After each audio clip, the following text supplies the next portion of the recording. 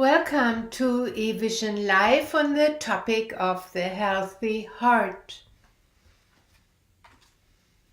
Today my partner Dietrich Busaka is already on his big journey to Africa, where he has a lot of projects, hopefully to help to transform the continent into more lightness and ease and dignity and wisdom and knowledge and healing.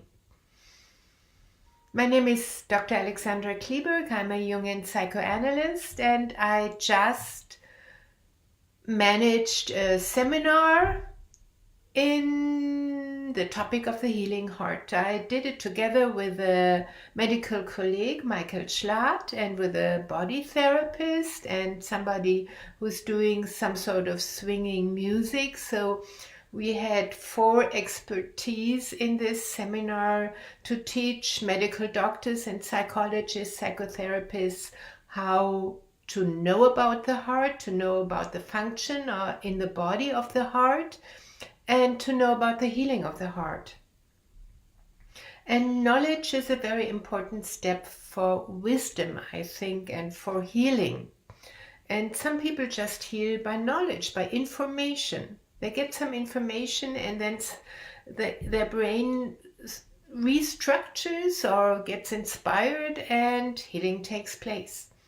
And sometimes you need exercises and background information and training and practice, and then the heart heals. The Dr. Michael Schlatt told us that about 100 years ago, about 60% of the deaths were due to infection. And congratulations, we have conquered that. There's very, very little deaths on infection right now. So it's a big success for medicine, for pharma industry, and so forth. But we are not healthier than 100 years ago. Now we have a death rate of 60% on so-called lifestyle diseases, or in Germany we call them civilization diseases. And those diseases are man-made. And to heal those diseases, medicine can't do very much, nor pharma industry, because they are man-made. They are not grounded in evolution. They are not grounded in some enemies outside.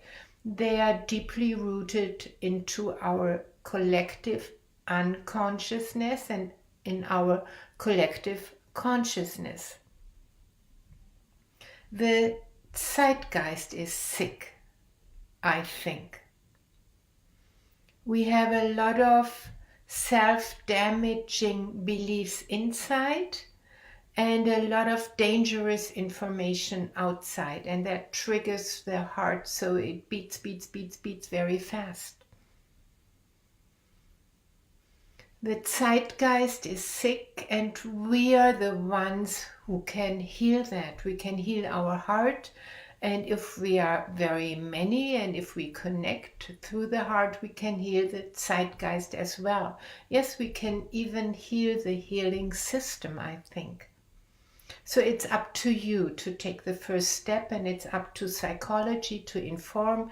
It's up to medicine to inform, so people can learn how to heal themselves and how to heal their hearts. Because in the civilization diseases and in these civilization caused deaths, heart attacks, heart diseases are very, very high in the population. And we think this is not necessary. It's just man-made. Civilization has made these diseases through hundreds of years and thousands of years. And as long as we were fighting out enemies, we were not really confronted with that. But now we have time to think about it and how we grow older now. We want to grow old with a healthy heart.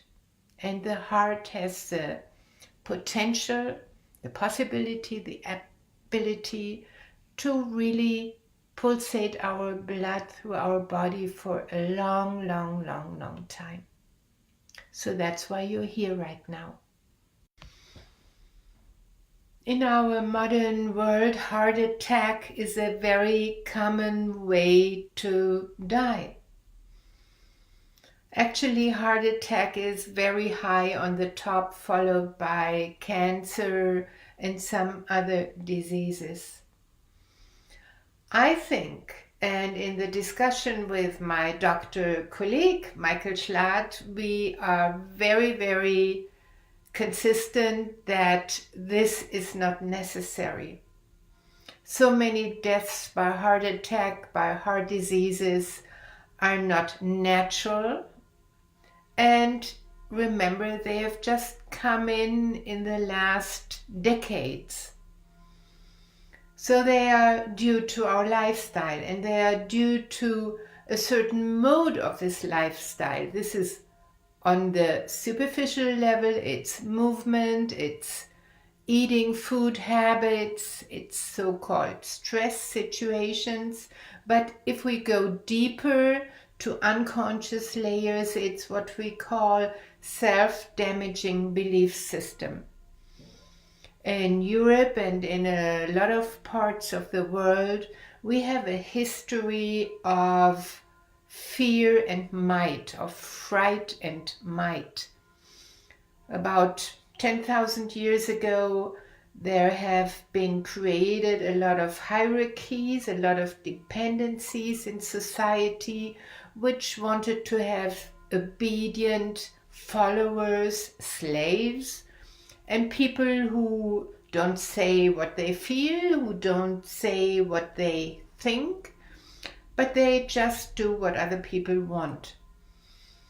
And in Germany, this is still part of the unconscious educational system, that we teach children to adapt to our society, to adapt to our mindset, to adapt to our norms, and not to adapt to their own center, to their own feelings.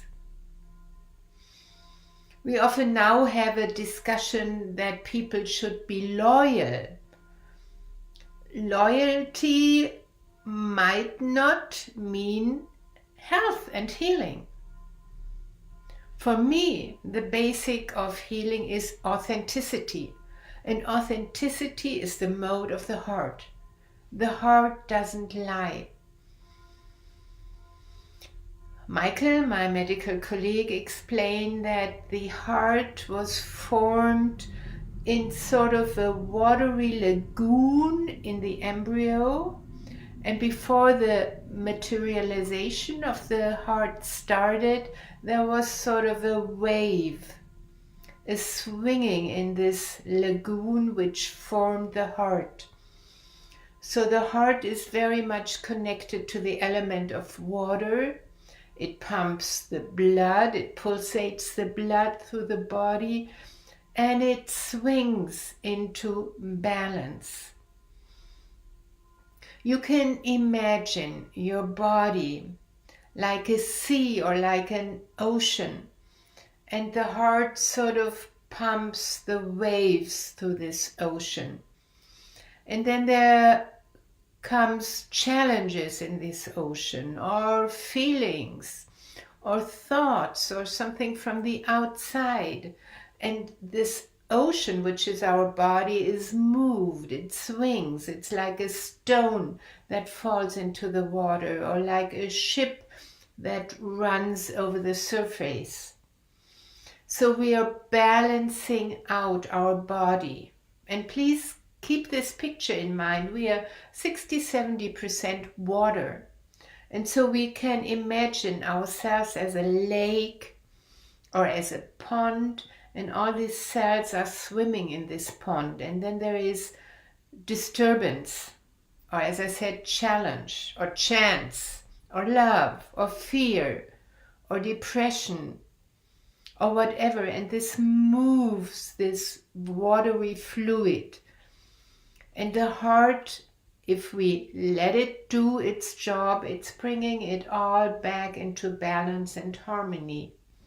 So this is one of the basic functions of the heart, to swing, to react to resonance, to what is happening inside and outside, and to bring it back into balance.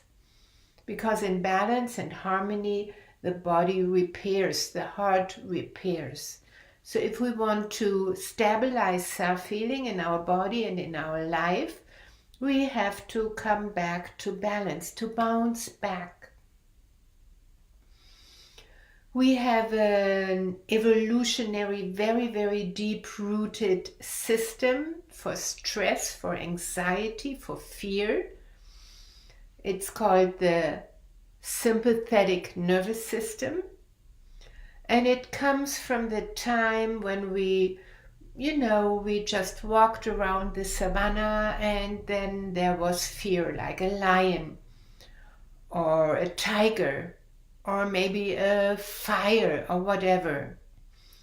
And this system speeds up, the heart speeds up, the lungs speed up, and all the energy gets into the hands and arms and legs and feet to run or to fight or flight. In the very essence of your being, you are free, like your heart. The heart is a child of freedom, and it loves freedom. And a lot of people put it in a cage behind walls, tied up by chains. And the heart has a hard time to pump, to pulsate the blood through the body. The heart has a hard time to pulsate life. So we freeze, we function, and we forget ourselves. We forget our livelihood. We forget our life. We forget our love. So it's really important to come back to authenticity, to come back to the archetype of the child, with all the innocence, spontaneity, creativity, and freedom. In our collective unconscious, we have a lot of self-damaging beliefs that don't want that. Be nice, be friendly, don't be silly, don't be childish. So you can download a list for your unconscious belief systems and go back to your childhood. You will find them there. And you write them down. Maybe don't be silly. And feel in your body, in your heart, how your body resonates to that, how your heart resonates to that. You can teach an old dog new tricks. Might be another unconscious belief sentence. And today we know this is not true scientifically. You can't learn until your very last day on earth. And you can learn, your brain is placid, and you can learn at any time.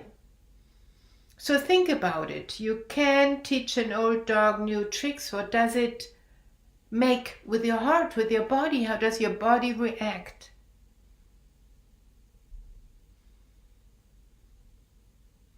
Pull yourself together, sit quietly. What does this belief sentence do with your body?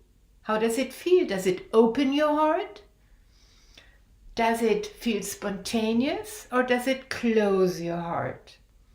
So you can just put on this list your self-damaging belief systems or the belief systems of this society. And in the other column, you write down the body reaction. And now comes the fun part. You change these belief systems. Yes, be silly, be childish, be like a child, be joyful. Learn. You can learn till your last day on earth. This is my vision. I want to learn till my last day. I want to leave this earth inspired. So just change those sentences in a way that inspires and enthuses you. And then write down on the fourth column the body reactions to that. How does it feel? I'm allowed to be childlike. I'm allowed to be enthused. I'm allowed to be open, or whatever your new sentences are.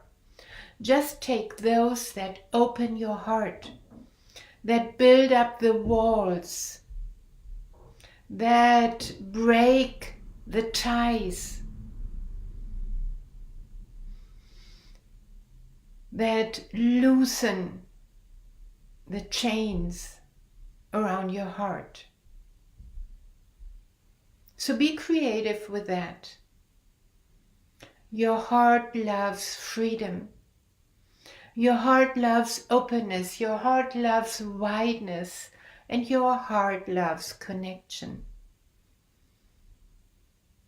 So once you have the new belief system, see with whom can you connect if you're more childlike, more spontaneous, more creative, more excited, more enthused.